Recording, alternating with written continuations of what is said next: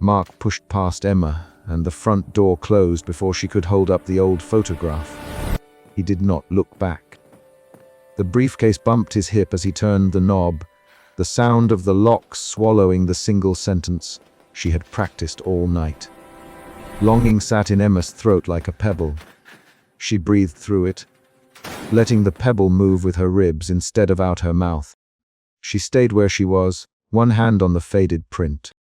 The picture showed them on the porch 5 years earlier, Mark in a blue shirt, his arm loose around her shoulders.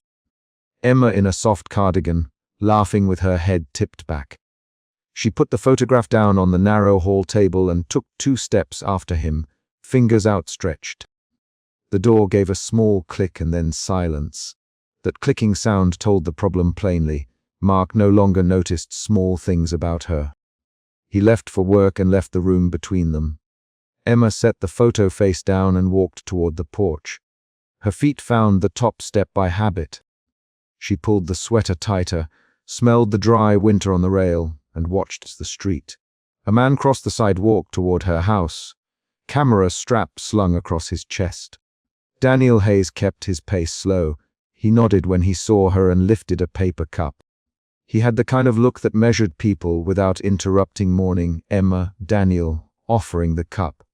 His voice was steady. His hands did not tremble. Thanks, Daniel, she said. She did not force a smile. The coffee steam fogged a small circle in front of his chest. Daniel handed her the cup the way a neighbor hands sugar, casually, deliberately useful. The first emotion she acknowledged was longing, but it moved quickly into a thin ribbon of hope when Daniel sat on the porch step without asking. He kept his bag at his feet and let the quiet sit between them like a third presence. Okay. Daniel. Emma looked at the photograph in her palm and then back up at him. Left before I could show him this, she said. Daniel glanced at the house, then at the photograph. Show me, he said. She did. She watched the way Daniel's eyes softened at the image, the loose way Mark had his arm around her, the way their hands overlapped. That small human softening nudged a second shift in Emma's feelings from hope to guarded anger, because the memory in her hand was allowed to be seen while, minutes earlier, Mark had refused to see it at all. Mark's car returned just before noon. He walked to the door with his phone already open, thumb swiping. He stepped into the kitchen while Emma stood with a stack of mail and the acceptance form from the course she had applied to months ago. She waited for him to look up. Mark, she said, look at this. They accepted me into the weekend workshop. I start next month if we. Mark did not raise his eyes. Great. Put it on the fridge. I need to leave in 20 minutes. Can you sign the contractor's estimate and call the bank? His sentences came clipped, ordered. He slid a pen across the counter without meeting her gaze. Emma felt warmth turn to a tightness behind her ribs. She set the form on the table and tapped it with one finger. It's not just paperwork. She said, it's a program I applied for.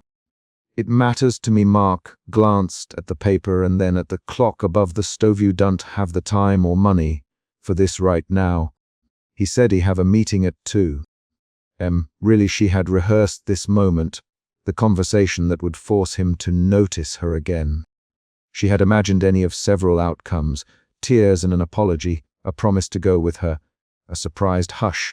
He gave her the practical list instead. The change in her breath was immediate. The line between them tightened.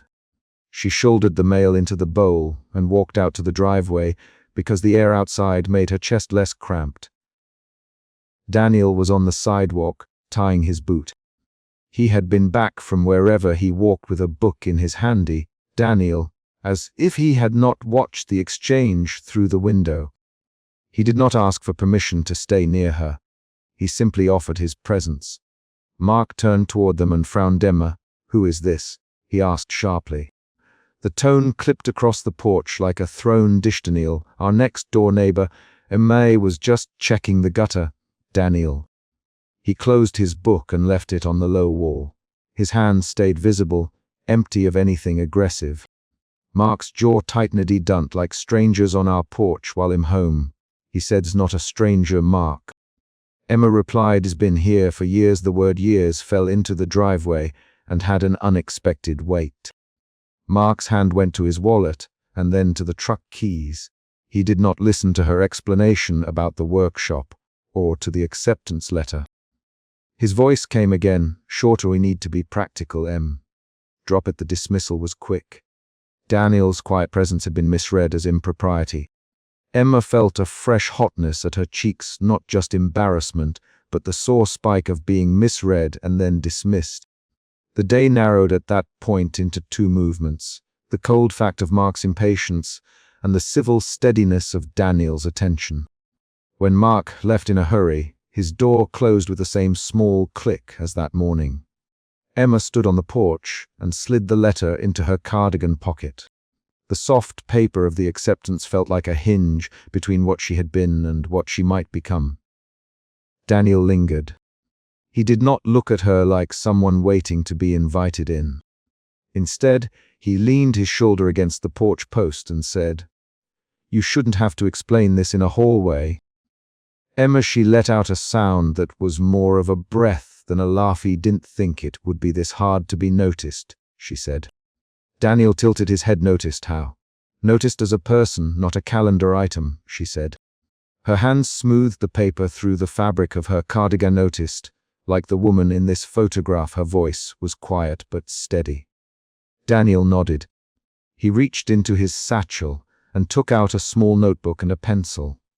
He did not hand them to her. He scribbled something and then tore the page free.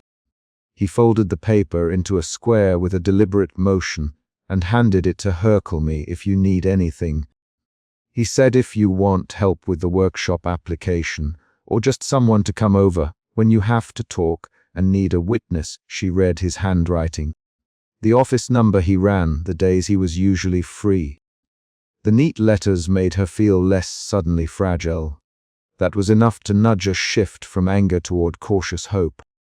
Later, in the dining room, Emma spread the acceptance packet on the table and opened the envelope again.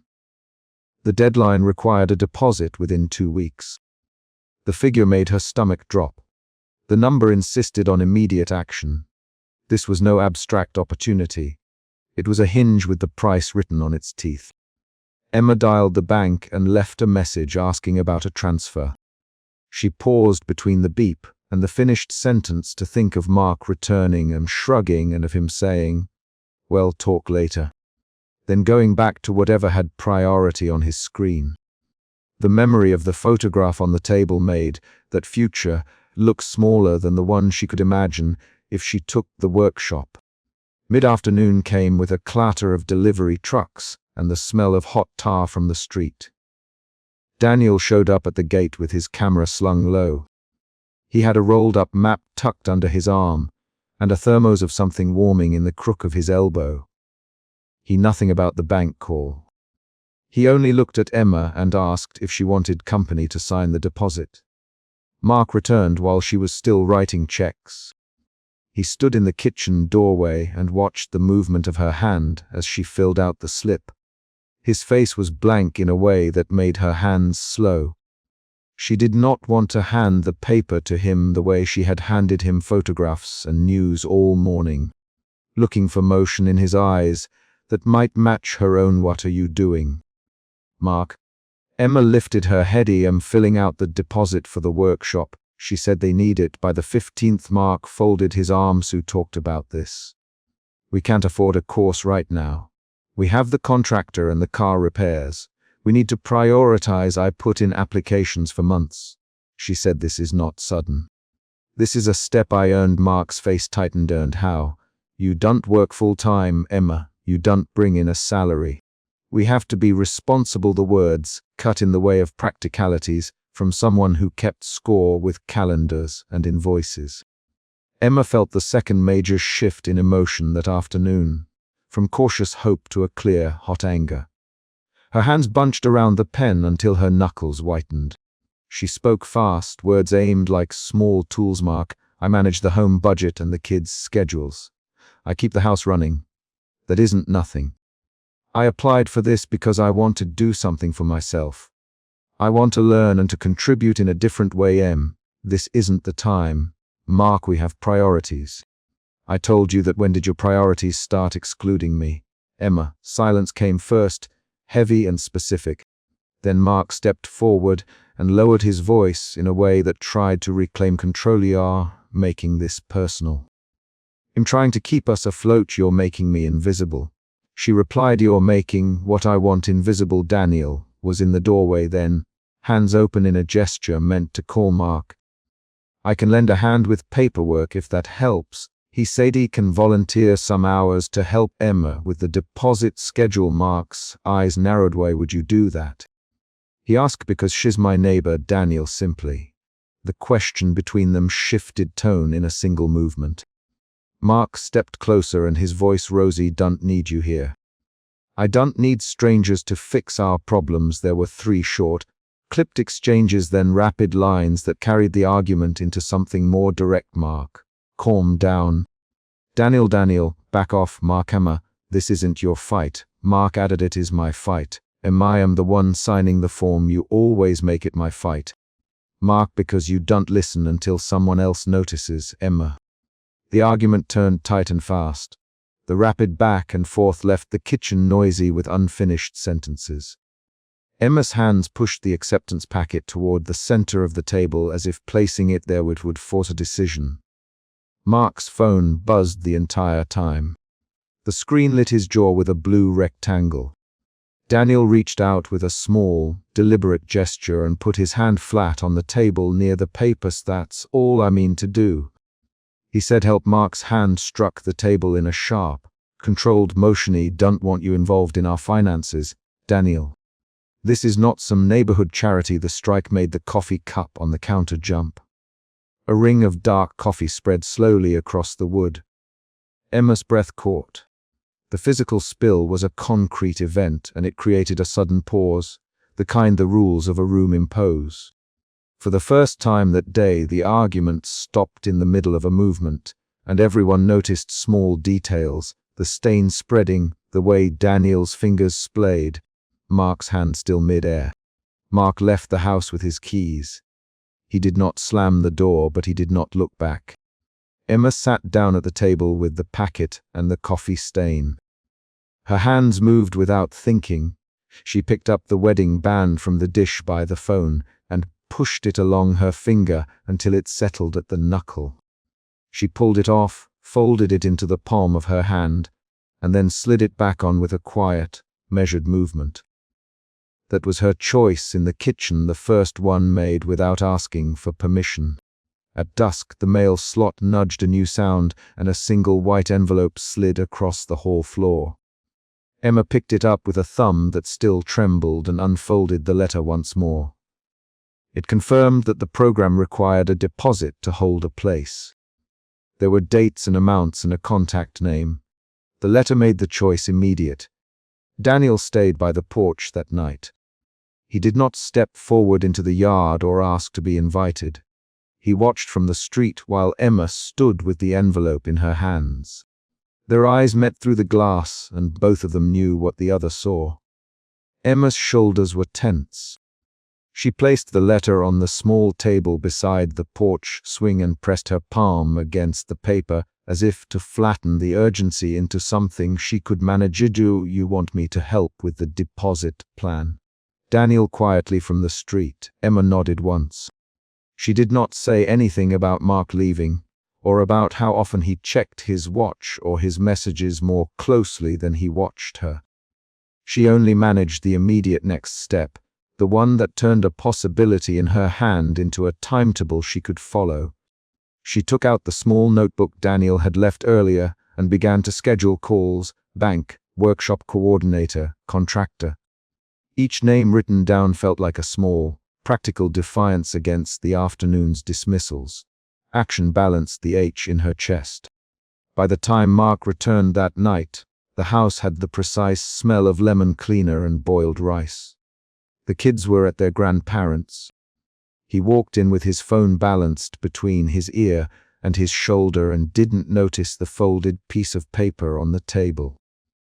Emma watched him from the doorway as he dropped his keys in the dish and walked through the living room with a line of tension between his shoulder blades.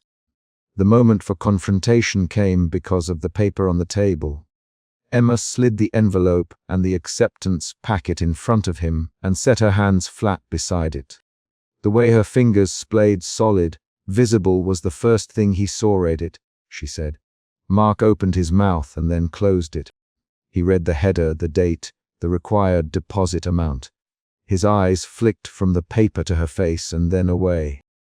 A new kind of anger moved through him, not the practical one about budgets, but the sharp defensive anger of someone accused. He reacted with denial. "You can't just make this decision without talking to me first. Mark, he applied months ago." Emma replied, "He told you. I tried to talk to you this morning, and you walked out of the house. I was late. I have meetings. You knew that you knew my name for the program. You saw the photograph. You saw me trying to show you things today, and you chose not to look." Her voice steadied with each sentence. She used his name like a mark. "You have to decide if you want me in this life as someone you notice. Don't pin this on me as if I don't have responsibilities," he said. "We have bills. We have the kids' schedules, so do I. I keep the home. I handle insurance calls. I juggle schedules. I pay attention to the small things so the house functions. I am not a note on a calendar." Her mouth pressed into a thin line. Daniel watched from the doorway, silent until Emma's voice dropped to a level that still carried. Then he stepped forward with 3 quick sentences. "Emma is capable of this. I will help where I can. She has the acceptance packet here. She wants you to read it and decide." Mark's replies came faster now, short bursts of a man at the end of his patience. "No. I won't let a neighbor bankroll our choices. No. I won't have strangers tell us how to run our family." No. Emma's reply was a single motion. She slid the wedding band across the table and set it between them like an unspoken proposal. "Then decide." She set aside what matters. Silence spread after that. Mark picked up the ring, turned it over in his hand, and then set it back down. The object on the table was small and heavy and precise. That was the chapter's climax, not a shouted line, but a concrete object placed where both of them could see it, and the choice it demanded. Mark left again, keys in hand. He did not raise his voice this time. The door closed behind him with a full, definite sound. Emma sat down and let the back of the chair hold her while the house hummed with the ordinary noises of pipes and the refrigerator. Daniel came to the table and quietly moved the acceptance packet closer to her. He did not speak about Mark's departure. Emma took the wedding band and slid it back onto her finger. The movement was careful and deliberate. It was not a return to the way things were, but a stabilization of the next step. She set the deposit slip on top of the packet, put the bank number into her phone, and scheduled a call for the following morning. Outside, the porch swing held a single scarf draped over its armrest. Daniel stood a few houses down and watched the light die behind the maples. Emma watched the house from inside the window and saw where the porch light threw a rectangle on the lawn. She folded the letter and slid it into the top of the dining table drawer. Then she walked to the front door, opened it a crack, and called to Daniel in a steady voice. "Thank you." Daniel nodded and stepped back into the street. He did not cross the lawn or insist on more. He simply stayed visible as he had all day. The letter on the table means a decision must be made, and she has chosen action as the first response. The deck light clicks on, and the porch swing sits empty with a scarf over its arm. Daniel walks away into the dusk, and Emma goes to the kitchen to write down the phone number of the workshop coordinator, her hand steady as she dials. She stopped beneath the fluorescent awning of the grocery store and saw Mark in the driver's seat with a woman leaning close across the console. Suspicion hit her first and cold. She had to step forward to make sure her eyes were not playing a trick. The scarf on the passenger seat caught the light. It was the same navy silk she had once knitted into a headband and put away in a drawer months earlier. Emma reached for the photograph in her pocket, the one he ignored that morning when he shut the door, and the paper trembled between her fingers. Emma had left the house that afternoon to buy milk for dinner. She moved on habit, bag list, keys. She did not plan to find this. She did not plan a confrontation in a parking space. The earlier morning still sat raw in her throat. Mark pushing past the front door with the briefcase, the photograph falling half out of her hand. He did not look back. Now he sat inches away from someone else. The scene pulled the private cut into public view. She walked toward the car with her shopping bag hooked over one arm. Her jaw felt tight. People passing glanced at the raised voices. Emma kept her steps measured so her voice would not break. When she spoke, Mark Immers landed on the driver's side window. Emma, he said flat. He lowered the window an inch away from her face. Who is she? Emma, and the word came out small and steady. The woman in the passenger seat turned and looked quickly at Emma. She wore a pale coat and a half smile that did not reach her eyes. The woman folded the scarf across her lap with a practiced motion. "I don't owe you an explanation here, Mark." His sentences were clipped. He glanced at the woman and then back at Emma without stopping to soften his tone. "You live 3 blocks away. Emma could have told me." Her voice rose only once.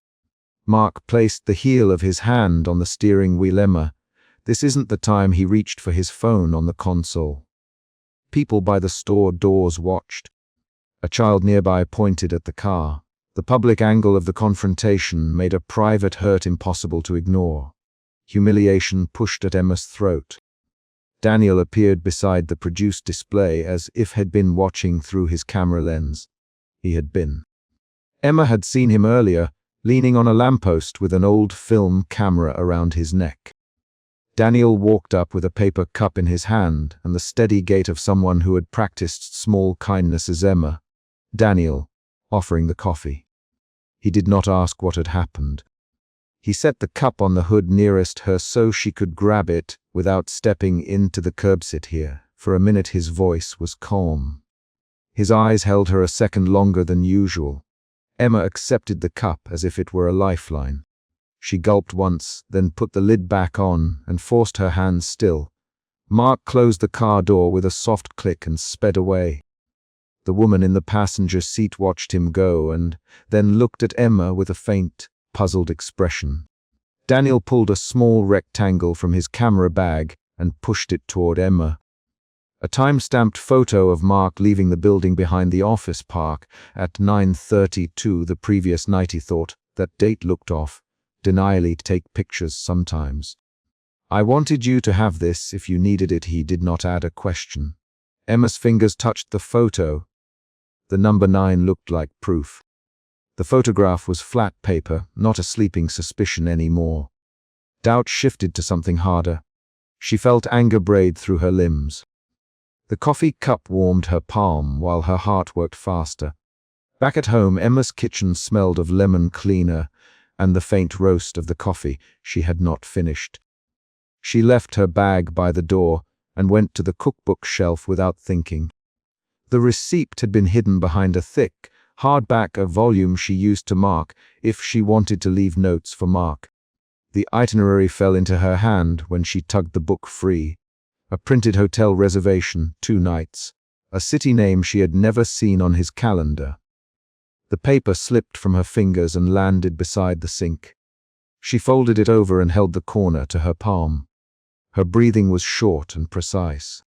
Pain moved through her as a series of sharp, practical movements. Collect the receipts, set them on the table, take a photo of the itinerary so she would not lose it. She dialed his number. "Mark, I found a receipt. Why didn't you tell me?" Her voice focused on the facts. "We need space, Emma. I told you that." "I can't do this now." Mark spoke with the measured detachment he used for meetings. "You left the house this morning while I stood there with a photograph." Emma didn't look at me. "Why? We both need things to change." I accepted the transfer. He pressed words in short staccato. "It'll be better for us long term." "You accepted it without telling me." Emma's hands curled into small fists on the phone-handled arrangements. "I will tell you when I'm there." "This conversation isn't productive." He cut the call. Emma set the phone down. She pressed the printed itinerary flat on the kitchen table with the pad of her thumb, as if she could smooth the edges back together. Her next actions were quick and exact. She did not strip the house of his things. She did not yell. She walked to the window and watched the street they both knew. Daniel knocked on the door that evening. He carried his camera and a small cloth-wrapped sandwich. He had driven by and seen Emma's porch light on. He did not ask to come in. He stood under the porch and waited until she opened the door. "Can I sit with you?" he asked Emma. She did not think about how many times she had accepted his presence as a neighbor. She closed the door behind him and led him to the kitchen table. "Show me, Daniel." He sat opposite her and folded his hands. He had the quiet habit of making space for other people's sentences. Emma spread the receipts and itinerary between them. Daniel moved one of the papers with his fingertip so he could read the hotel name. He tapped the printout on. "This is not travel for work, Daniel." It landed without judgment. "What do I do now, Emma?" The question was practical. She did not ask how to feel. "Call someone you trust." Daniel answered. "Put the documents somewhere you will find them. Decide the small steps first." He spoke like a man who preferred checklists to speeches. Emma lifted the wedding band between thumb and forefinger and weighed it.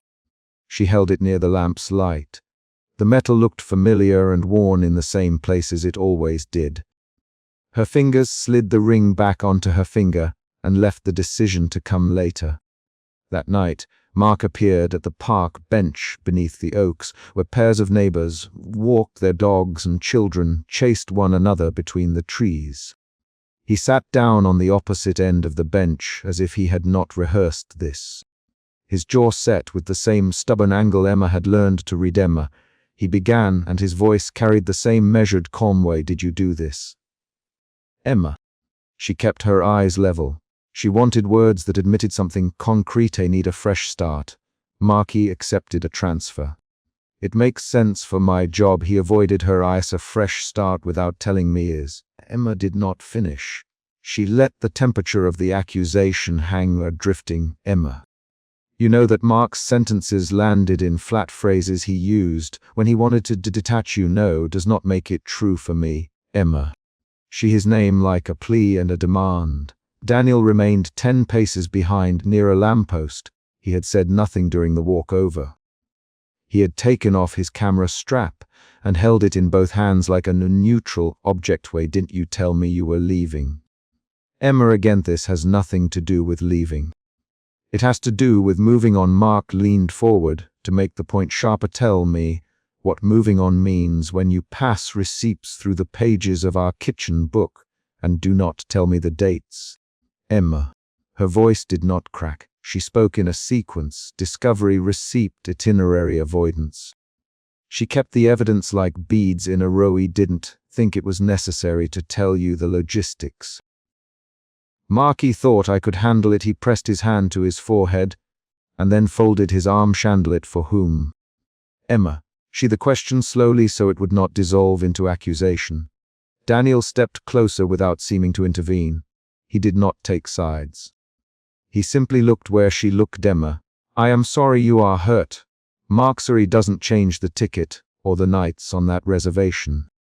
Emma shot back. "He stood in a grocery lot and watched you with another woman. I have your receipts. I have a photo from a neighbor. What am I supposed to make of that?" Mark's mouth tightened. He ran a hand along the length of his jaw. "Can talk later.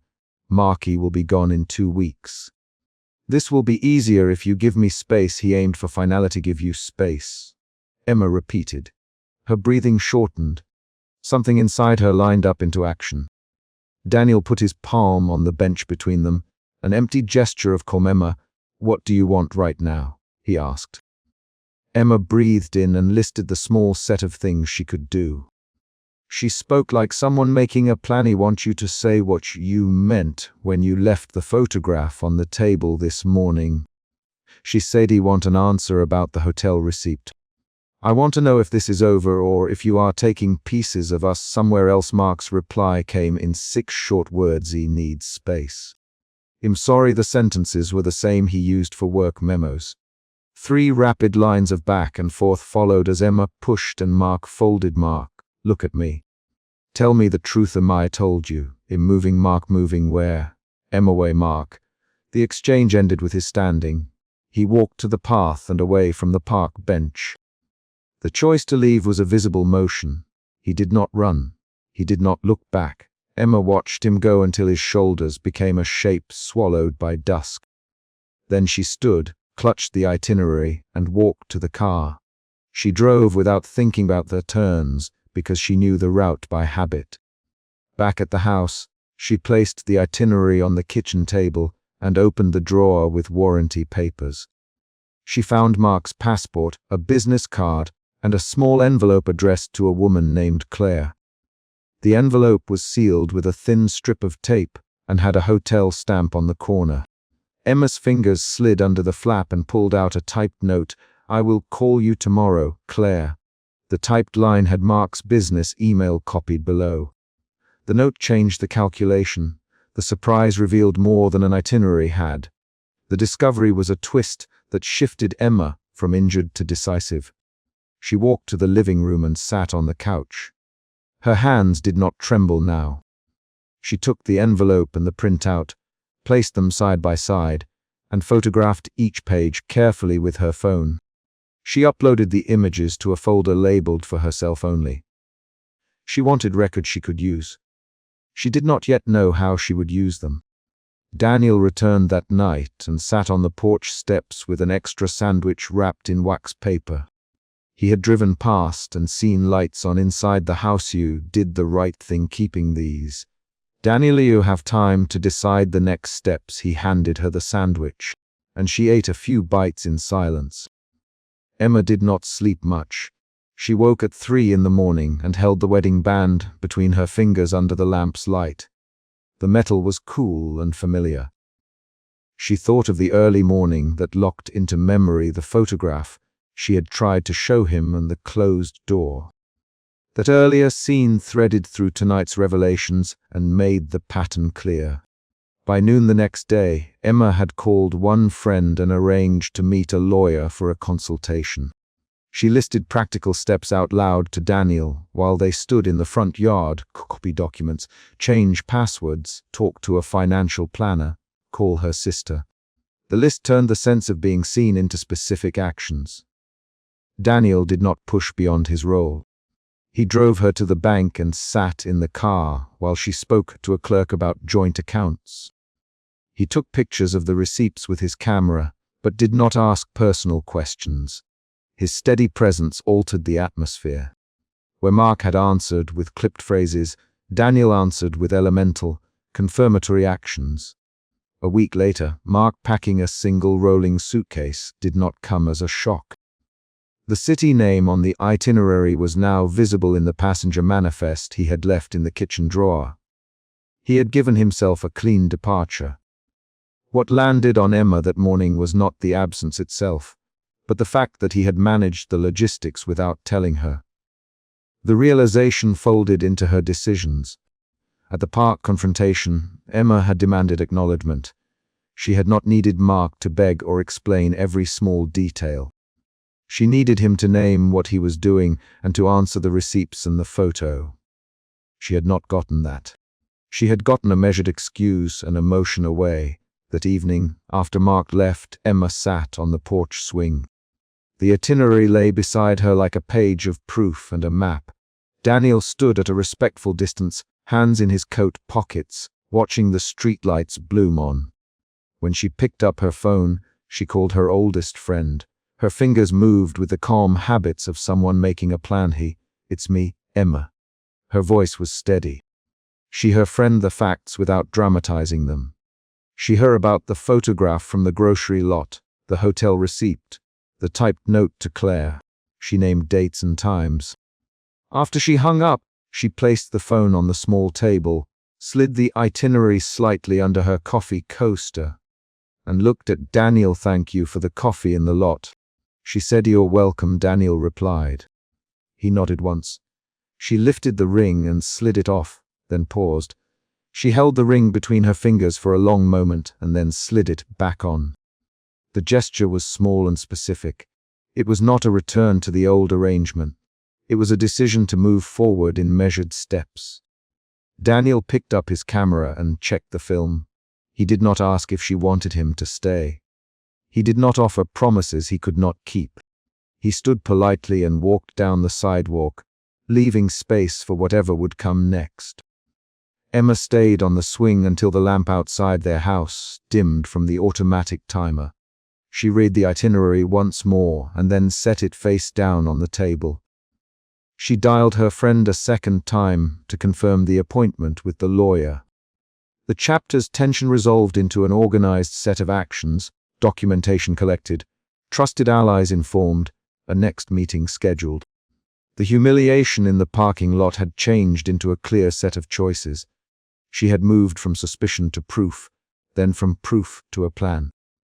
She had not closed the door on possibilities, but she had put the papers where they would be useful.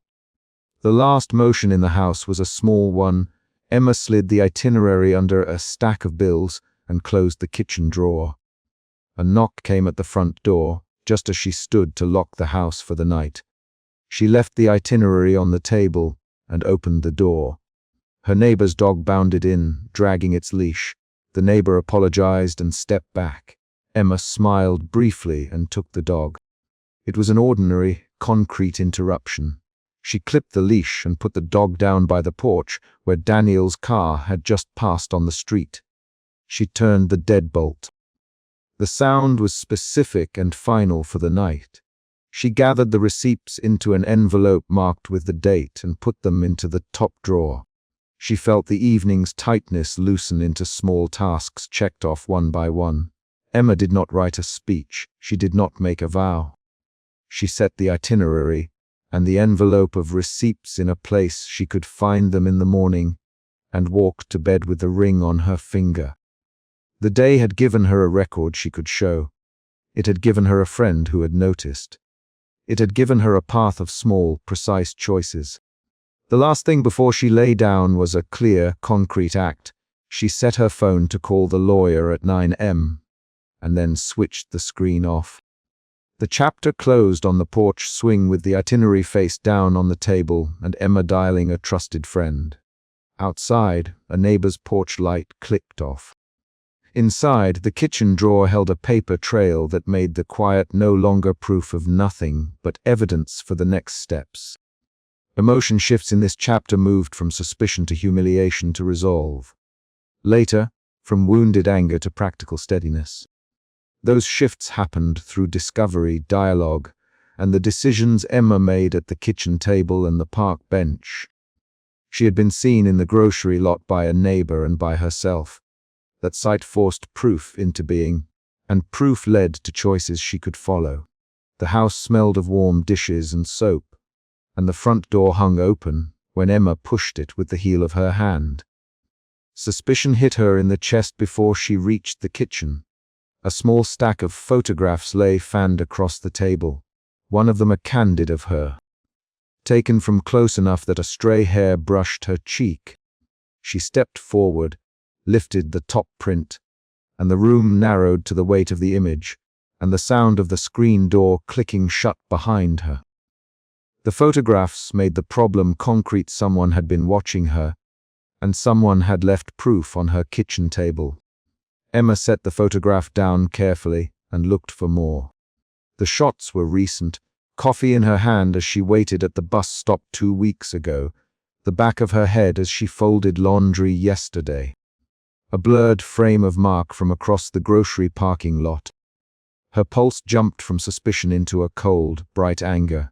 She remembered earlier that week when Mark had left too quickly to take a photograph she'd been holding up. She had not known then that the photograph would show up scattered on her own table. She moved through the house in small, precise steps, checking rooms that needed checking. Cabinets were closed. The porch light was off. The hall smelled of Mark's citrus cologne on a scarf draped over a chair.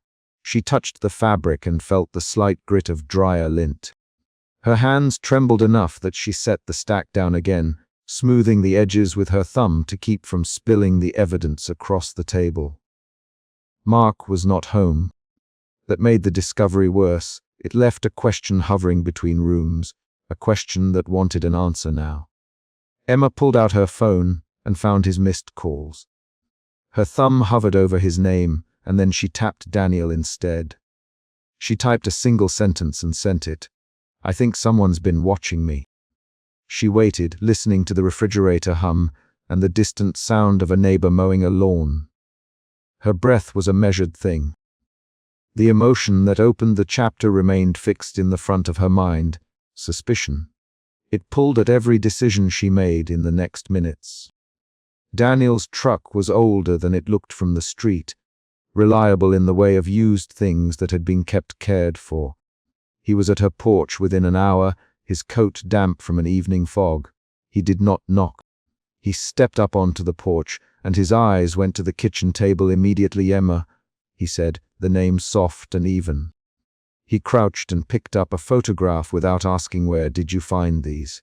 Daniel's voice steadied her in a way that made action possible again. "Emma, him where?"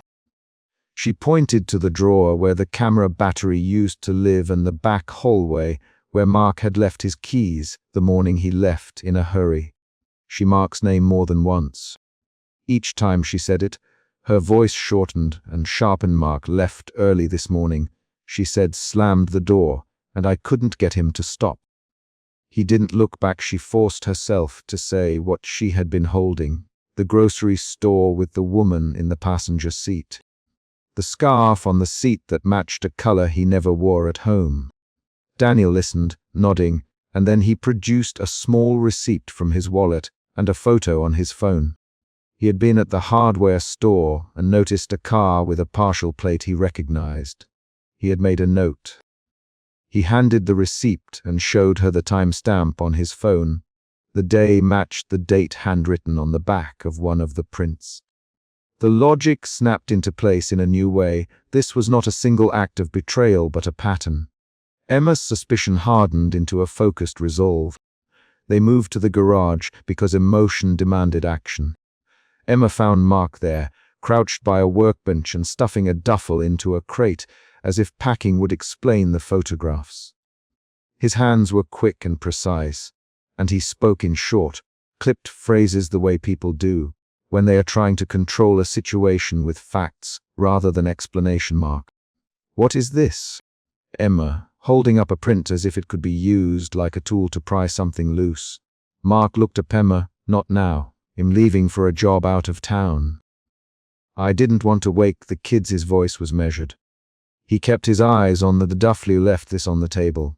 "Emma Ho took these pictures." "Whose handwriting is on the back?" She named specifics. Suspicion needed specifics to hold. Mark's jaw tightened. He snapped the duffel closed with a deliberate motion. "You saw the photos. Where did you get them?" He stepped toward her, and the garage felt suddenly smaller. His tone shifted from practical to abrasive in a way that made the hairs rise on the back of Emma's neck. "Mark, tell me who would take pictures of me like this." Emma's words were short. She did not ask for forgiveness. She demanded information. Mark's answer was a deflection. "They're nothing. There's paperwork. I'm under pressure." "We don't have time for this." Emma, he tried to put the duffel into his truck. The exchange turned the tension into anger. Emma reached for the duffel, and Mark's hand closed over hers. Their hands met, grip to grip, and his fingers were colder than she expected. "Let go," he said. He sounded distant and precise. "Let go, Mark," she said back, sharper. Her palm burned where his fingers pressed. She stepped around him, dragging his duffel to the concrete and opening it. Inside were binders, labeled folders, and a few small boxes of slides. Nothing otherwise remarkable until a bulging envelope at the bottom showed the corner of a ledger. It had a cloth cover. She grabbed it and felt the spine give under her fingers. Mark lunged. "Don't touch that," he barked. He reached to pull the ledger back, and his hand knocked photographs from the table to the floor. The motion brought Daniel out from the doorway into the cold light of the garage. He put himself between them with a steady posture that would later be described by neighbors as a small, decisive barrier. "Daniel, go back inside, Mark." His face had a hard edge. He stepped toward Daniel with a warning in his voice. Daniel's shoulders remained even. Emma called me. I came. Mark stepped back from her. Let her hold whatever she wants. Daniel's voice did not raise. It did not need to. He knew how to make a presence that required no shouting. Mark refused. He grabbed for the ledger again, and this time the ledger came free, but then slipped from his hands and smacked against the concrete, snapping the metal clip on its first page. The sound was a small punctuation that made something irreversible feel real. Emma crouched and picked it up. The ledger's first page was a list: dates, time, small notes, coffee at 9:15, picks up mail, leaves at 5:10. Each line matched a photograph. The handwriting was Mark's. Emma's anger shifted to a new emotion: betrayal. The ledger turned the idea of a single mistake into a catalogue. She read aloud a line because reading it out loud made it exist beyond her thoughts. October 23rd. Waits by mailbox. Watches Emma leave for book club. Her throat had gone tight. Mark, why do you have this? She asked, and the question was no longer about infidelity alone. It was about control. Mark's face crumpled in a way she had not expected. TD kept it to protect us. He said he thought if I tracked things, I could predict problems. I didn't want anything to surprise us. I thought I was making us safer. His answer came out in quick fragments, an attempt to craft a practical reason out of something that had grown personal. Daniel's eyes moved from Mark to Emma and back. He touched the ledger with his index finger as if testing the binding. This is surveillance. He said, this isn't protection, Mark. This is watching someone without their consent. His tone named the ledger plainly and left no room for the neat justifications Mark offered. Mark's defenses collapsed into anger. You don't understand pressure. He snapped at work. They demand numbers. I needed to be efficient. I needed proof for a conversation I never had the time to have with you. He darted his hands in the air like a man trying to push away a charge he could not explain. His voice wavered between justification and accusation. Emma's betrayal flared into fear when Mark's hand moved toward her again. She stepped back and knocked into a shelf of boxes. A cardboard box fell and spilled old tax documents and a child's toy car. The sudden noise pulled neighbors into awareness. She reached Daniel's phone and hit his emergency contact. The next beat in the night arrived not as a dramatic entrance, but as small, practical help. Daniel produced a folded receipt he had kept from a gas station and the partial license number he had texted to himself earlier that week after seeing a car in the grocery lot. He had gone back through his own notes and matched a date scrawled on the back of one photograph to a storage facility address. The new evidence restructured Emma's anger into action. Instead of staring at the ledger, she started making choices. They drove with headlights cutting through a thin, late-night fog to the storage facility at the edge of town. Emma's hands were steady on the steering wheel, her jaw set. Daniel sat beside her, voice low and directive. There's one unit with a padlock and a light on. That's our lead, he said. He checked the address again and pointed there, second row. Unit 15-7. He angled his phone so she could see the timestamp and the coordinates taken from the back of a photograph. The storage facility smelled of dust and machine oil. The lights inside were fluorescent and buzzing. Emma held the ledger close to her chest like a small animal, the pages fanning out as they pushed open a door. The unit had been left unlocked. They forced the padlock with a borrowed bolt cutter from Daniel's truck. The blade of the tool made a harsh, metallic sound. The first sweep of the light revealed a wall pinned with instant photographs and Polaroids. They were arranged by date with sticky notes, and there, in the center, a photograph of Emma leaned against the grain of the plywood, the same shot she had found on her kitchen table. Dozens of images surrounded it: Emma loading the dishwasher, Emma at the commuter stop, Emma bending over to tie a shoe. The ledger sat on a milk crate beside a camera and an empty roll of film. Emma's hands shook when she opened the ledger inside the unit. The entries were detailed and clinical: times, small observations, Annotations like seems distracted or smiles at neighbor, the words read as if the writer believed observation alone could substitute for conversation. Her betrayal shifted again from cold evidence to a realization of how long Mark had been watching, how closely he had tracked the days of her life. She felt exposed in a way that made her stomach clench. The storage unit changed the scale of the violation. It transformed the photographs from isolated embarrassments into a pattern of monitoring. Emma crouched in the dust and read another line aloud. November 2nd, note left ring on kitchen table. When arguing, she swallowed at the memory.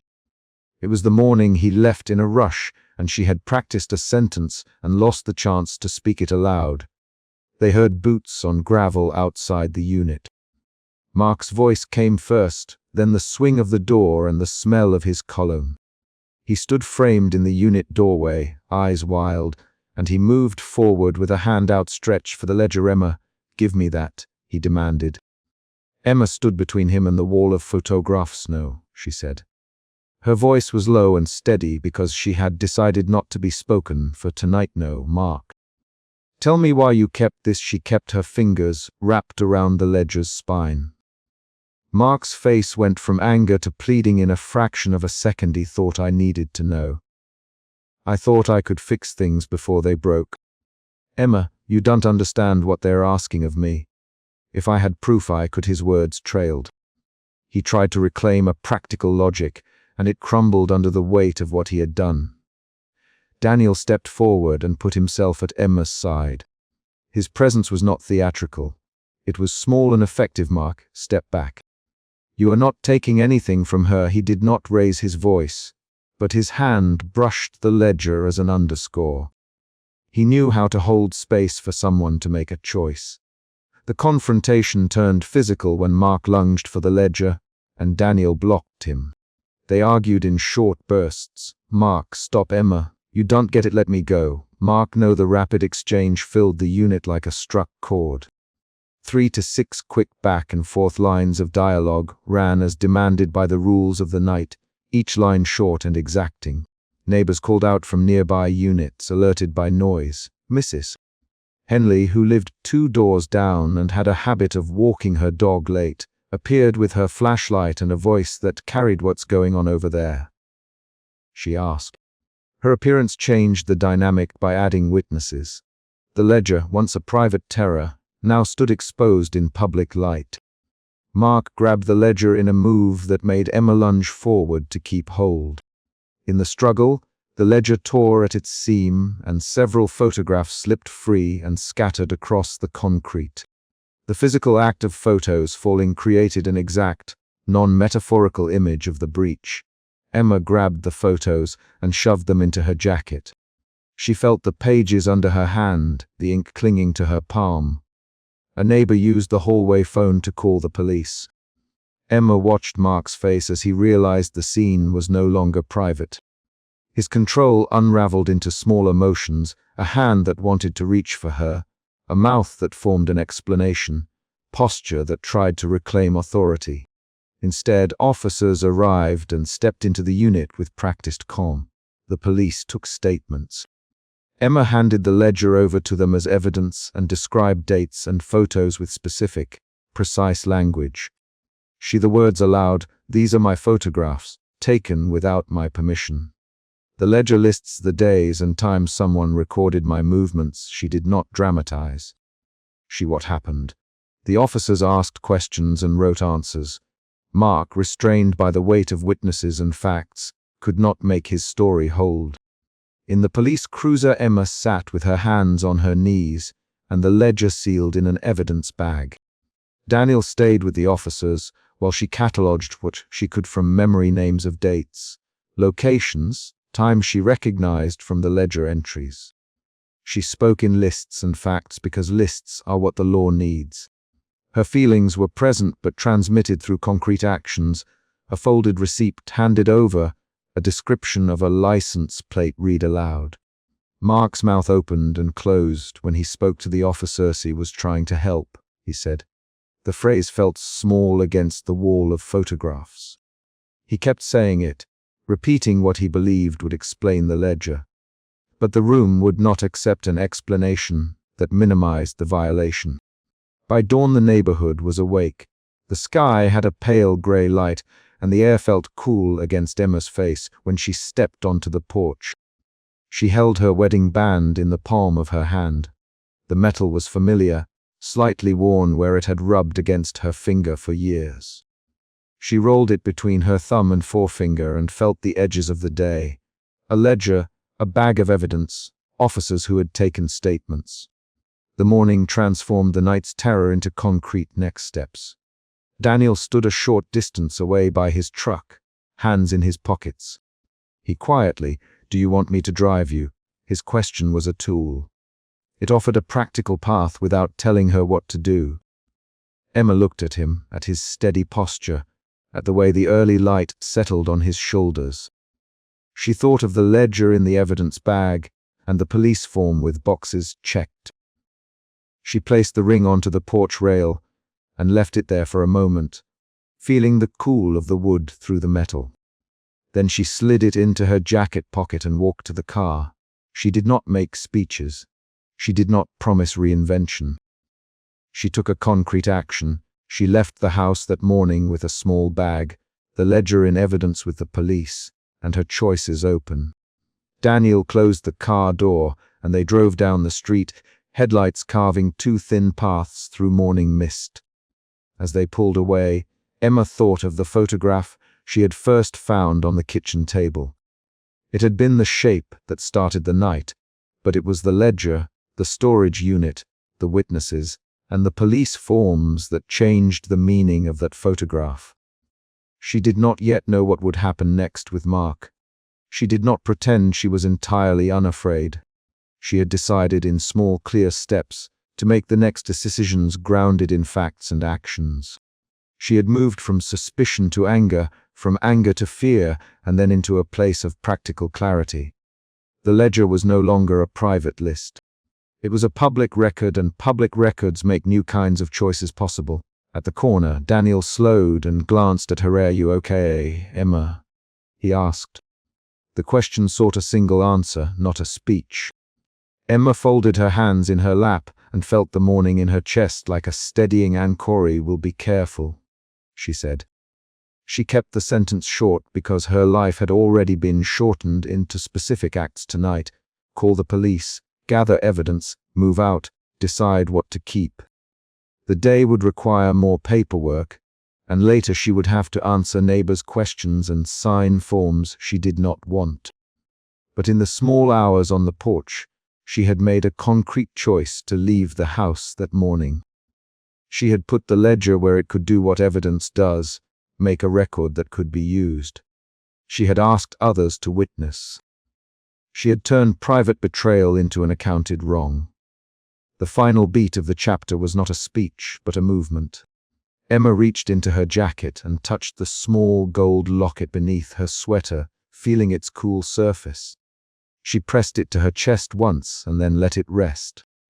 Daniel started the truck and they drove away, the ledger secure in police custody, and a new decision moving through Emma's limbs. She would not remain unseen anymore. The dawn light hit the car windshield and the neighborhood houses slid past in rows, neat and ordinary, while she carried with her the knowledge of what had been done, and the first steps toward what would follow. The chapter ended with her closing the car door and walking away from the porch. The ring remained on a low rail behind her, a small, precise object against weathered wood, and a new set of actions had already begun. Daniel walked up the concrete path and set a paper cup of coffee on Emma's knee without looking away. Emma had not expected anyone. She had been counting the seconds between headlights and the quiet of the house, waiting for a door to open and for Mark to return the way he always did. Suspicion pushed the words out of her throat. "First, did you see him with someone?" she asked, and her voice was small but hard enough to land. Daniel Norman, who had been watering the strip of lawn between their houses that week, crouched and touched the rim of the cup with his thumb. "Did Emma?" He said he saw him at the grocery with a woman in his car. Emma's hands tightened around the cup until cardboard creaked. The porch light threw a pool of yellow around them. The day had gone from dusk to a dark blue that made every neighbor's window into a rectangle of possible witnesses. She did not let herself look at the street yet. She tucked her chin and felt the inside of her cheek with the tip of her tongue the way she always did when she tried to stop talking. The word suspicion sat in her mouth and tasted like metal. That suspicion had begun the week before with the photograph on the kitchen table and the receipt folded into an envelope on the hall table.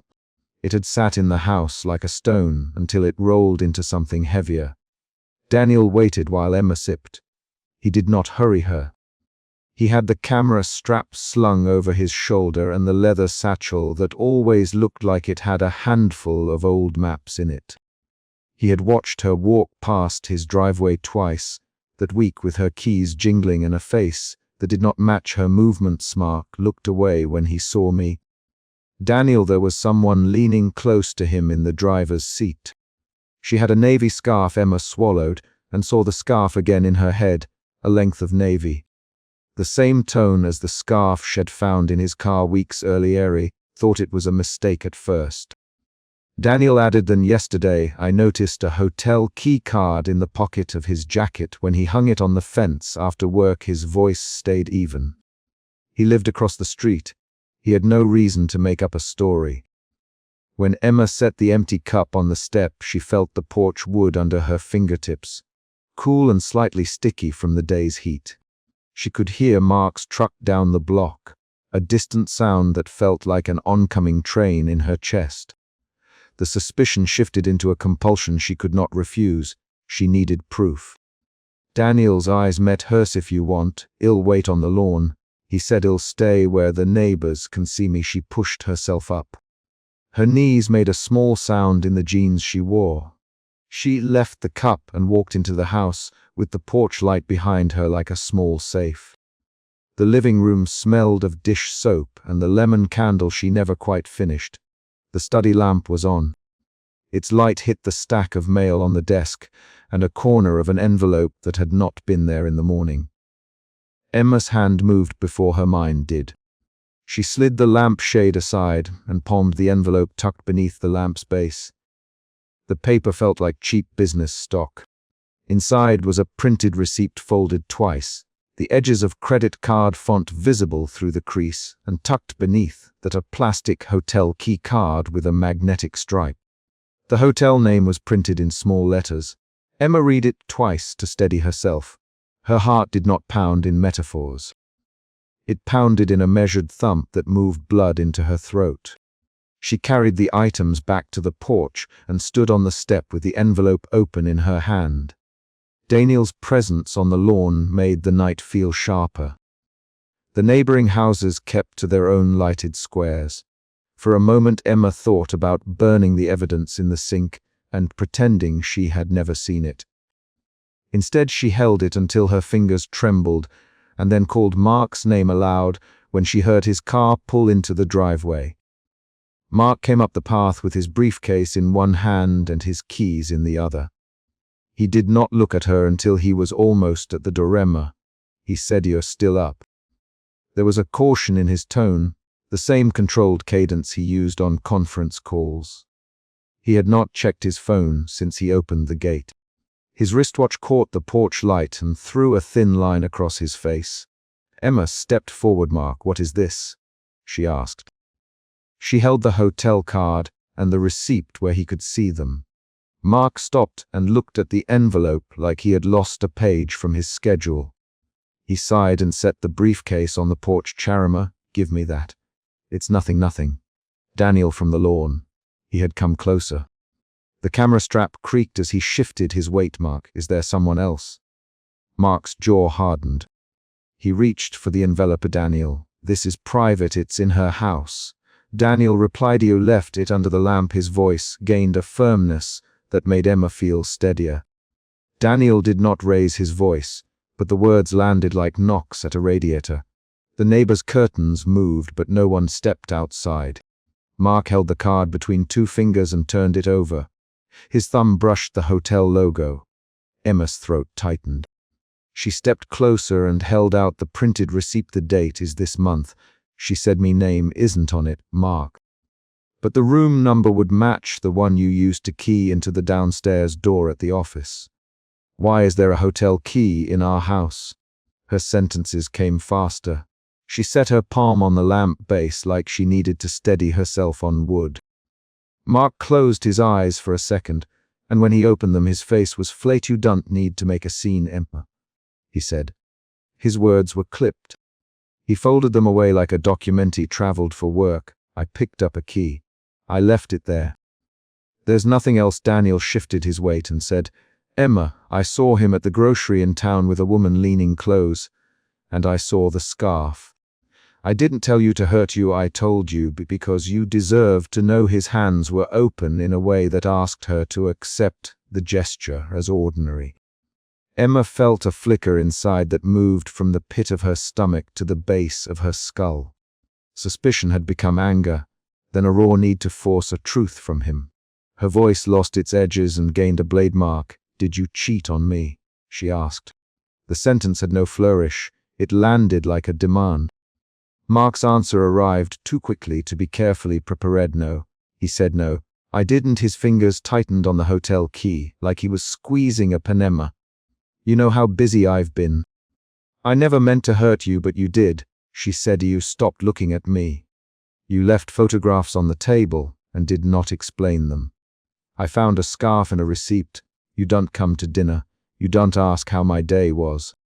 You check your phone 15 times when I'm sitting across from you." Her breath hitched on the last line. She had counted the checks at the table. She had memorized each red glow from his screen. Mark moved to the side and took a breath that seemed to be measured by the porch light. "Emma, it's work. I have meetings. I have a client in town. I stayed overnight because the schedule ran long." He held out his hands like he wanted to close the space between them, and could not find the right map to do so. Emma stepped back. The porch steps scraped against her heel. Daniel watched them with a steady, even face. He had watched Mark's features twist when she brought up the photographs in the kitchen the week before. He had watched Mark walk out without answering. "If it's only work, Daniel, then answer this. Why is there a woman against his seat in the grocery lot? Why is there a woman's scarf in his car?" Mark's jaw moved. Her name is Rachel. She's from a firm I'm coordinating with. We were only discussing the layout for the client's reception." He stopped. He could not finish the sentence in a way that made sense to Emma. His hands reached into his coat, and he took out a folded note. "There was a misunderstanding," he said. She pressed close to hand me a folder. It looked worse than it was. Emma's eyes went to the note, and then back to his face. She had seen a photograph before where someone had smiled at Mark as he held a cup. That image had not read as an accident. The ledger on the kitchen table in an earlier week had sat, with a scatter of photographs on top. One of those photos had been a close shot of her profile, taken from the passenger side of a car. She had found that image and not a word of explanation. Her mouth stayed open for a moment, and then her voice narrowed. "Why is there a hotel key?" she repeated.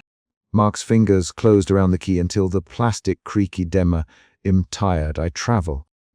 I don't want to argue about things that feel small to me." His words landed like a door in a corridor between them. They did not open anything. The argument increased in speed. "Mark, stop, Emma." And then, "Why won't you look at me?" Daniel's presence made Mark more defensive. "Daniel, please, this is private." "Mark, Emma, let's talk inside." He gestured toward the doorway, and his voice gained a sharpness the way a snapped lid gains a bite. Emma followed him, receipt and key clutched in her hand. The living room doorway felt narrow. They passed the coffee table with the lemon candle half melted and the photograph album she touched when she wanted to remember the day they married. She thought of the way he had pushed past her in the morning earlier that week and closed the door without looking back. The memory sat like a bruise under her palm. Daniel stayed by the porch, watching from the lattice of his own porch railing. Inside, the room felt too bright. Mark set the briefcase down and ran a hand through his hair. His movements were small. "Controller Emma," he said, "listen to me. She's a colleague. We had a meeting." "I didn't." He stopped again. Emma pushed forward. "Did you sleep with her, Mark?" she asked. Her voice kept itself short. She had learned to keep sentences manageable when everything felt as if it could split. Mark blinked hard. The words left him in pieces. "No, I didn't sleep with her. I did stay at a hotel twice last month for work. I gave you receipts. I told you about the meetings." He wrapped his hands around the back of a chair like he was trying to anchor himself to the wood. "He didn't mean to hurt you. I didn't mean to make you feel invisible." Emma heard the words and felt them fall on different sides of the same line. They did not match the ledger in the dark, the photograph, the scarf on the seat she had found. She felt an emotion shift from anger to a brittle need for clarity. "Explain the photograph on the table last week." She said, "Explain the way you walked out of the kitchen that morning when I held up the picture. Explain the hotel key in our house." Mark's hands went still. He paced once and then stopped by the window. "The photograph was taken by someone on the project. He said it wasn't meant for you. I'm sorry about the way I left." I panicked. I didn't know how to answer. His voice cleaned itself in the confession. "Emma, I can tell you everything if you want me to." He stepped closer and his face tried to find her eyes but kept glancing down. Emma listened and let the words sit. Daniel's low figure in the porch light cut the night into two parts: what happened on the grass and what happened inside the house. A neighbor's porch light clicked on 2 doors down. Someone was awake. The argument had drawn attention, though no one came out. Emma felt the public pressure squeezing the private seam of their relationship. She made a decision and walked outside. At the driveway, Mark was folding his jacket into his arms. He took a step toward the truck. "Emma, come on. Let's not make this worse in front of Daniel," he said.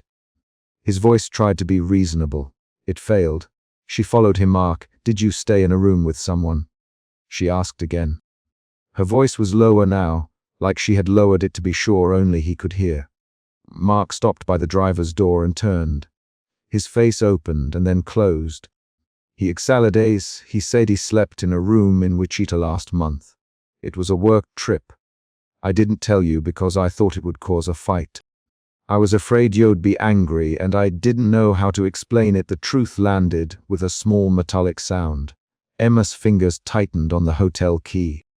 It was warm from where Mark had held it. The magnetic stripe still showed a faint smear. The emotion inside her moved again, from brittle clarity into a hollow, practical urgency. She stepped forward and held out the key. "Who is Rachel, Mark?" she asked. Mark hesitated. He looked at the street and then at Daniel across the lawn. He spoke if he were choosing the least damaging word. "Rachel is a consultant. She was at the client site. We had to coordinate details late. It felt like more because of the hours, but it wasn't." He stopped, unable to finish the phrase. The confrontation speeded. Daniel came up onto the porch. Emma's voice broke into short sentences. "Mark Carter, did you kiss her?" she asked. Daniel put a hand on her shoulder and said, "Emma, breathe. Look at me." His touch felt deliberate and steady. Emma looked at him, and then at Mark's face. Mark's answer came out in PCC. I didn't kiss her. I held a folder. We talked. I stayed away from the house because I thought I could protect you from messy explanations. I was wrong." His breathing was shallow. He looked like a man trying to fit his hands inside pockets that were too small for them. Emma moved without thinking. She stepped to the car's rear and opened the trunk by the handle. She wanted to force a proof or disprove her own suspicion. The trunk held groceries, a folded blanket, and a gym bag. In the side pocket she found nothing but a receipt for parking in Wichita and a hotel folio with dates. The folio showed charges under his name and a single room. That detail made the breath leave her in a small ragged sound. She turned and faced him. "You could have told me, Mark," she said. "You could have stood across from me and explained it. You could have met my eyes. You didn't. Her palms were flat on the car until her nails pressed into the paint. Daniel nothing. He watched them both with his hands folded. Mark's posture softened in a way that made Emma realize he had run calculations inside his head and come out with no easy answers. He reached toward the car as if to touch the trunk and then stopped. Emma, I'm sorry. I can't explain it in one moment. But I'm here now. I want to fix this if you'll let me. His voice reached for something practical, for a plan. That offer felt like a gap in a wall that had been built around them. Emma felt another emotion shift, from accusation to a tiredness that was not resignation but a need to preserve herself. She thought of the thin wedding band she had twisted around her finger that morning, of how she had lingered by old photographs. She thought of long dinners where Mark spoke only of targets and meetings.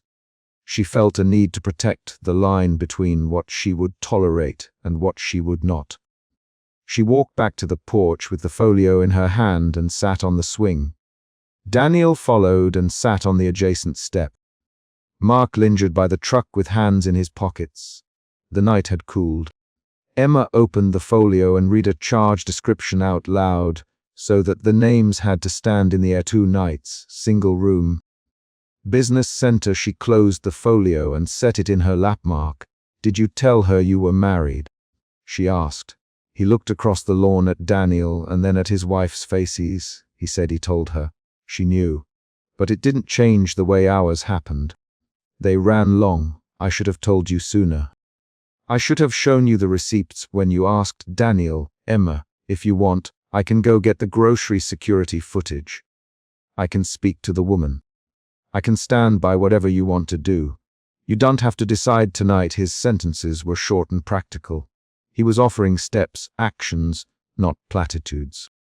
Emma felt a gratitude that was not romantic but human. She laughed once, a sound that was close to a "Sobe don't want footage." She said, "I want him to look at me and know me. I want to know that he notices when I'm in the room.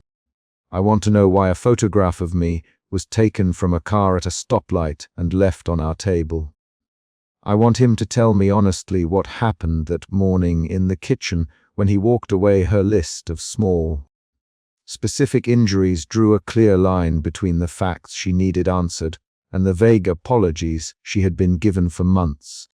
Mark took a step forward. Emma, I was scared of the conversation.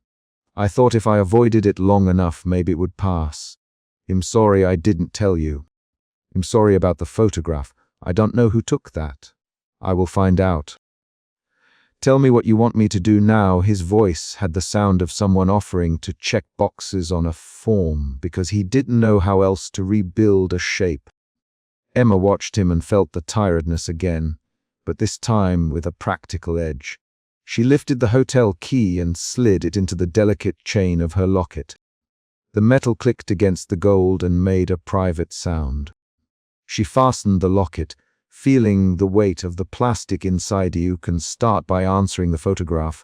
She said, "You can start by telling me why you left that in our house.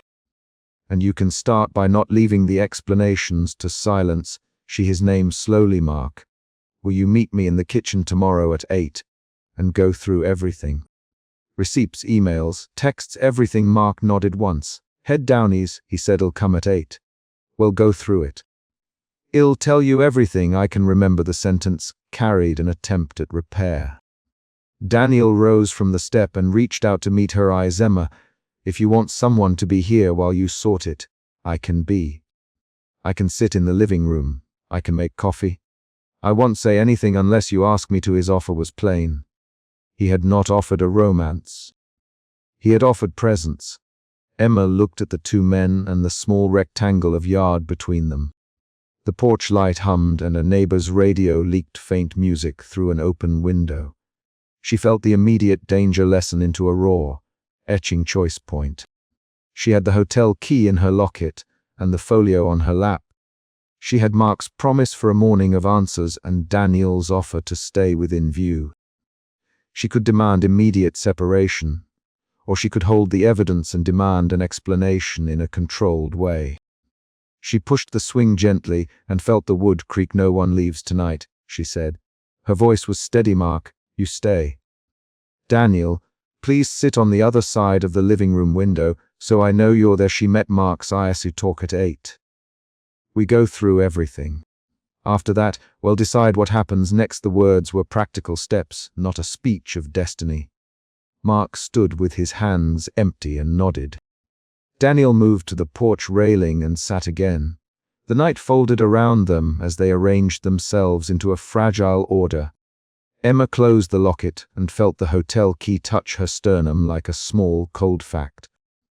She had moved through suspicion into discovery and confrontation, and had reached a point where the immediate conflict had been resolved into a procedure she could manage. She had not found forgiveness or closure. She had found a plan.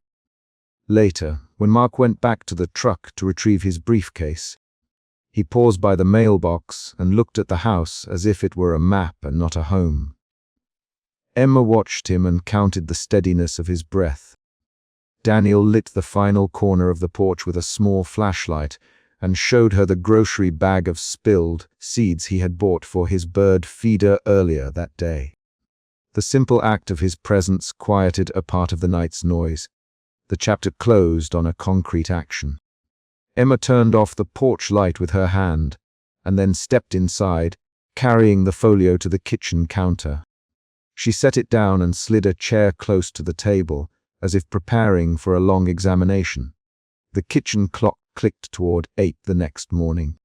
She sat and waited, the locket warm against her collarbone, the hotel key a small fact she had not yet unfolded into explanation. The house smelled of dish soap and lemon and something else, an ordinary smell that would, tomorrow, have to share space with the answers she demanded. Emotion roots suspicion, emotion shifts. The music cut as Mark pushed through guests on the front lawn, a woman at his side whose laugh hit the hedges and lingered like a sound that did not belong. Emma turned a plastic cup in her hands until the rim dented her palm. Humiliation sat in her throat and made each breath a work she had to do on purpose. She had not expected Mark to come with someone else. The sight, his arm brushing the woman's back, the way he avoided looking toward the table where Emma stood, demanded an answer she could not avoid. Neighbors paused, forks halfway to mouths. The central problem was clear within those seconds. Mark's late arrival with another woman turned private suspicion into public confrontation.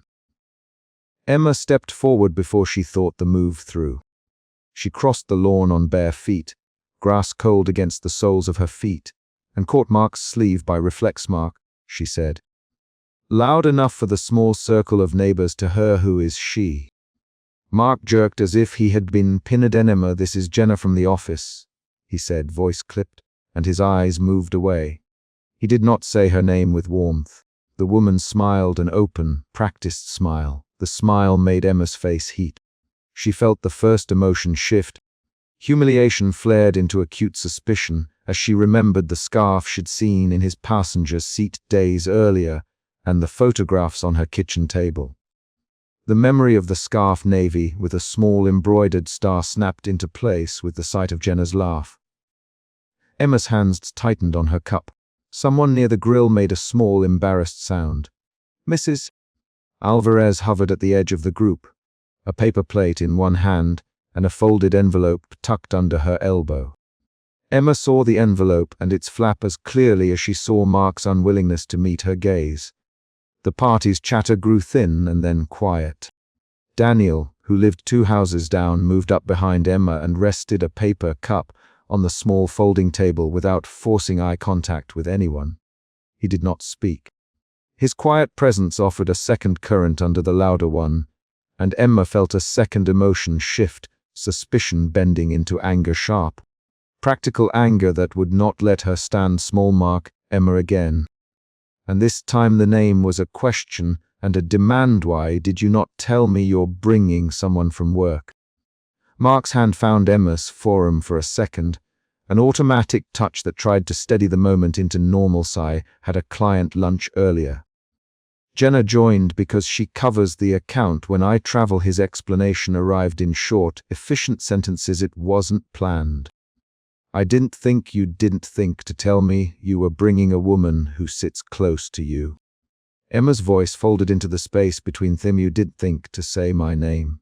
The neighbors watched. A dog barked. Emma heard the scrape of a chair and then Mrs. Alvarez step on the path. She moved forward and set the envelope into Emma's hand before either Mark or Emma could say a single word. The envelope had a torn edge and a coffee stain on the corner. Honey, I found this in the recycle bin earlier. Thought you should know the act of handing the envelope outward was an external event that turned the rumor into a tangible thing. Emma slid a finger under the flap and found a folded receipt and a scrap of a torn note with a restaurant logo. The receipt listed a midday lunch last Thursday. The note had 2 words and a time scrawled on one edge. The name on the receipt matched a place Mark always said he disliked. The paper put weight under Emma's rising fear.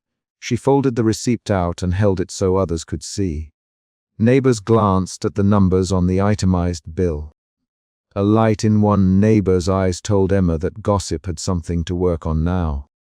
Daniel cleared his throat. He saw them in the grocery store a week ago, he said, low and even. He named the place and the time, concrete details, not guesses, and Emma felt suspicion harden into something else, confirmation. Daniel's voice did not push her forward. It handed her a mirror she had not wanted but needed. He had watched Mark at the driver's seat, with a woman leaning close across the console, and he had the same image she did of the scarf on the passenger seat. The confirmation shifted Emma from private dread to an outward demand for truth. Mark's mouth flattened. He glanced at Jenna, then at the neighbors, then at Emma. I can explain, he said. Can we later? Not here. The words tried to close the scene, but they came too late. People in the circle exchanged looks. Mrs. Alvarez's hands trembled against the envelope. A child asked for more cake. The party resumed its low edge of small talk, but the party could not return to its earlier rhythm for Emma.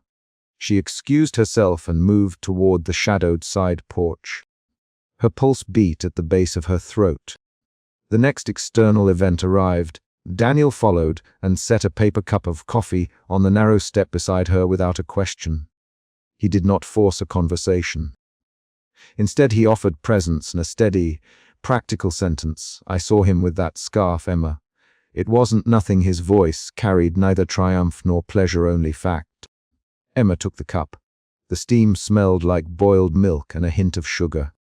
She let the cup sit between both hands. He saw him, she said. The sentence shorter than it wanted to be and long enough to turn from accusation into confession. He drove past the store, and he was there. I thought it was a mistake. I hoped it was a trick of the light. The words were small, and there was a sudden emotion shift.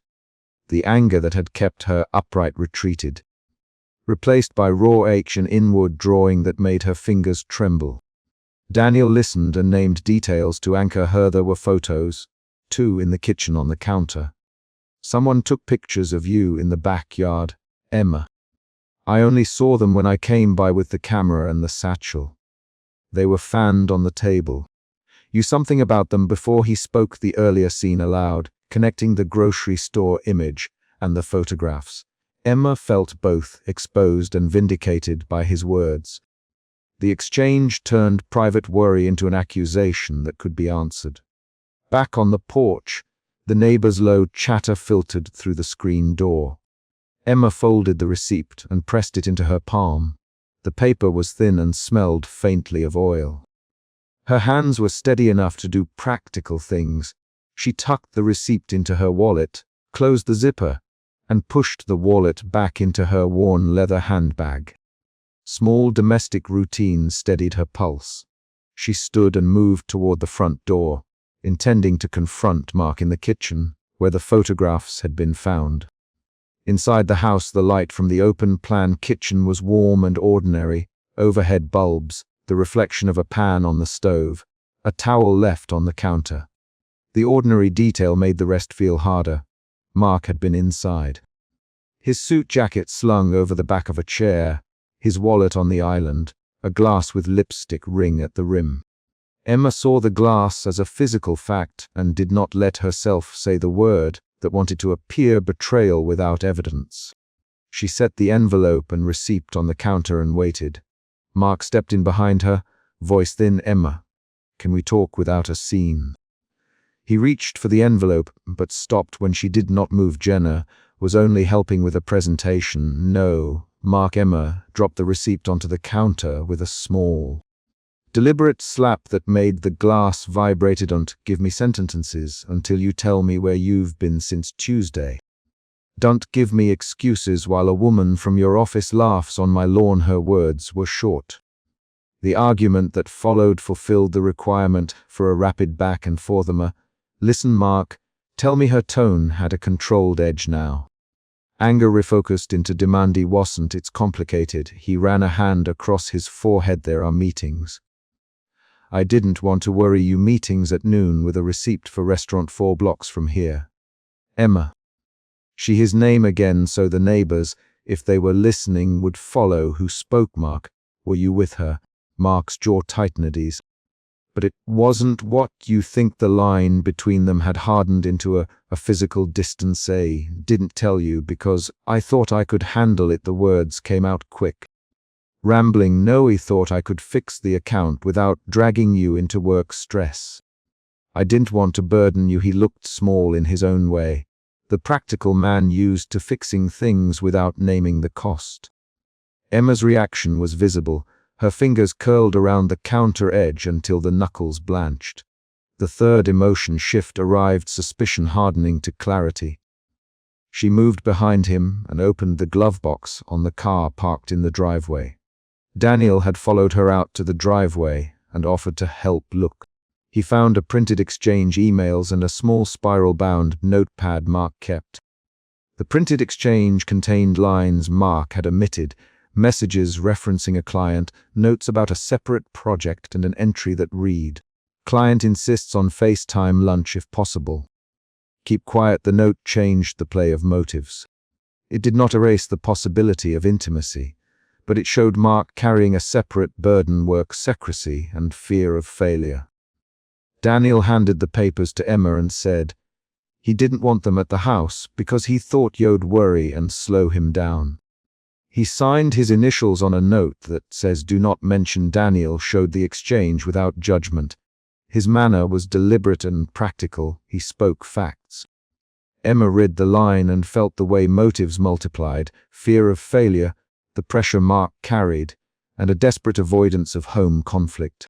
The revelation supplied a necessary plot twist. Mark's behavior could be partly explained by panic and secrecy rather than only by desire. Emma moved back inside with the papers pressed to her chest. The kitchen light picked up the tiny beauty mark near her jaw as she spoke, an image she had seen in the photographs Mrs. Alvarez had pulled from the recycling. She met Mark's eyes. "Why didn't you tell me about the meetings?" she asked. Mark swallowed. "Because I thought if I could close the account, I could keep things steady. I didn't want you to have to carry worry. I thought I could be better at this." "Better at what, Mark?" "Better at keeping secrets. Better at not being a husband in the evening." Emma's sentences came in short bursts now, counting the rapid exchange requirement: "You've been working late. You've been phone first at breakfast. And you won't look at me at night. You didn't answer when I asked you to come home from the grocery store 2 weeks ago. You left my name empty at the party." She held him by the name again, as if a repeated address could force him to see the damage. Mark's defenses creased. "I thought I was protecting you." He looked exhausted. "He thought this was easier protecting me. By not telling me. By making me find evidence in the recycling." Emma's voice rose for the first time in a long, small way. Neighbors' whispers seeped again through the screen. The confrontation reached the assigned climax. Emma set her ring on the laminate table with a deliberate motion that made a soft metallic ring. She laid the thin wedding band flat. The action was a deliberate, controlled choice, not invisible. "Mark," She said he won't be unseen to you any longer. The ring on the table functioned as an object of decision. He looked at the band, then at her. His mouth opened and closed. Emma, he began. She did not wait for a full apology. Instead, she picked up her worn leather handbag and started to pack a small bag, folding a pair of jeans into the suitcase with practiced efficiency. The act of packing was not a speech, it was a decision in motion. Daniel stood in the doorway, offering nothing more than a steadying presence a few houses down, and Mrs. Alvarez watched from the porch across the way. The neighbors' silhouettes peered from behind curtains. The public and private collided in a single scene. Mark reached for the ring, instinctively, and his hand hovered. Emma, please don't do this here. He said you can work this out. The rapid exchange continued. Mark, don't touch that. Emma's voice was precise. She folded the band into a small black box and set the box on the table. Will not remain the person you ignore while you carry your secret. If you want to fix the account, fix the account. If you want to talk to me like I'm your partner, tell me now. But I won't be invisible to you anymore. Her decisions arrived as actions, packing, boxing, setting the bag near the door. Mark's face crumpled in a way that mixed regret and panic. He didn't mean for it to go like this. He fumbled for rationales: work, stress, money, pride. Emma watched the phrases tumble out and recognized them as familiar defenses. She felt clarity settle into the place where anger had been, clarity about what she would accept and what she would not. Then another external event happened. Mrs. Alvarez came back with one more paper, a torn Polaroid. It had been pulled from the recycling with care. The photo showed Mark leaning toward a woman whose scarf matched the one Jenna had worn at the party. In the background of the photo, the restaurant's window reflected Mark's suit jacket slung over the chair. The Polaroid made the scene impossible to reframe. Emma walked to the window and held the Polaroid up, watching the light edge along its surface like a small, cruel mirror. She did not speak for a long 10 seconds. Mark, Emma, I never thought you'd find. He stopped. A new, harsher honesty edged into his voice. When I was about to lose the account, I panicked. I let things happen I shouldn't have. I didn't want you to watch me fail. His words were not clean absolutes. They were admissions that complicated the simple story of betrayal. Daniel watched him from the doorway, eyes steady. Emma felt the last major emotion shift, from hurt to deliberate resolve. She put the Polaroid and the receipt into the box with the ring. She closed the lid without making theatrics. She placed the box on the kitchen island as if it were a pile of facts to be handled. Mark, she said. And the name was an anchor. Will not decide tonight if that means divorce or something else. I will decide if I can trust you to be in my life without secrecy. You have to tell me everything, and you have to stop making choices where I am an afterthought. Her words were concrete instructions, not declarations of newfound identity. Mark exhaled.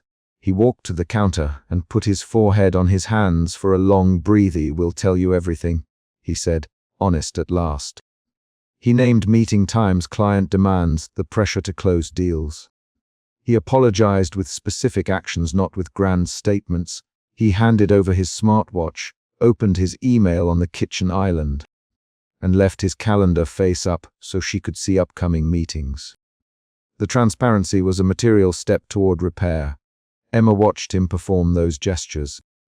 Her response was practical.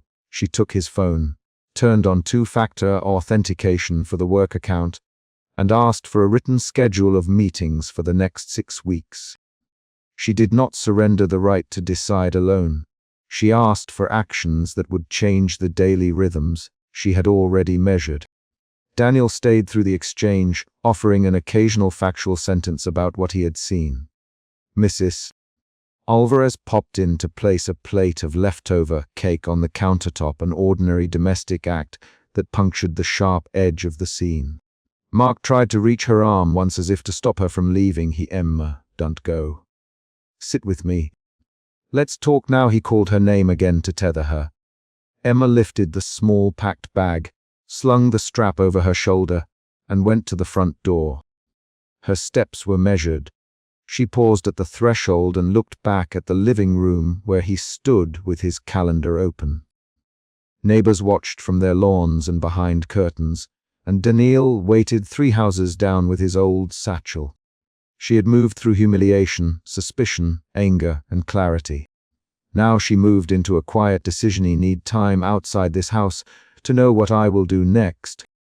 She said, "I need to remember who I am when I'm not waiting for you to notice me." The sentence was concrete and contained action.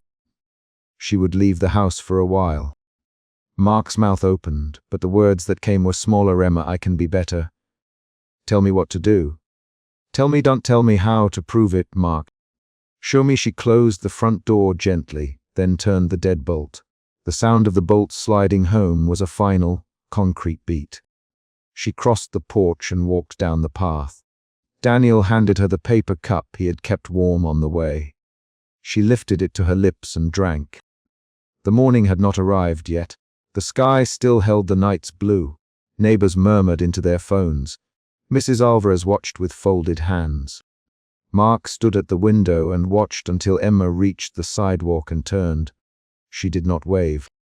She only slid her thin wedding band into the small box in her handbag and zipped it closed. Then she moved toward the bench on the tree-lined street where Daniel had been waiting for her. At dawn, she would sit with him and the house behind her would be still. Emma settled on the bench with a travel mug. Her fingers were steady. She opened the small box and slid the ring into it again to make certain of the choice she had already made. The decision felt like a thing she had built step by step, packing, the ring, the box, the deadbolt. She let the last emotion settle into something practical, guarded calm. Daniel did not make promises. He only said, "You're not invisible to me," which was not a fix but was a witness. Emma nodded and allowed herself a guarded smile small enough to be honest. The chapter closed on a clear situational beat. Emma zipped her handbag, rose from the bench, and walked toward the small cafe down the block, where she had a friend who would let her stay on the couch for the night. The front porch light of her house clicked off behind her as Mark stood in the doorway and placed a hand flat against the inside of the glass. The action was simple and concrete, closing the house behind her, and it marked an end to the specific conflict of the night. She would no longer accept being invisible while he hid pieces of his life. The next steps would involve paperwork, conversations, and perhaps forgiveness or separation, but tonight she had made a choice and moved. And the neighbors would remember the sight of her crossing the street with a small bag and a steady pace.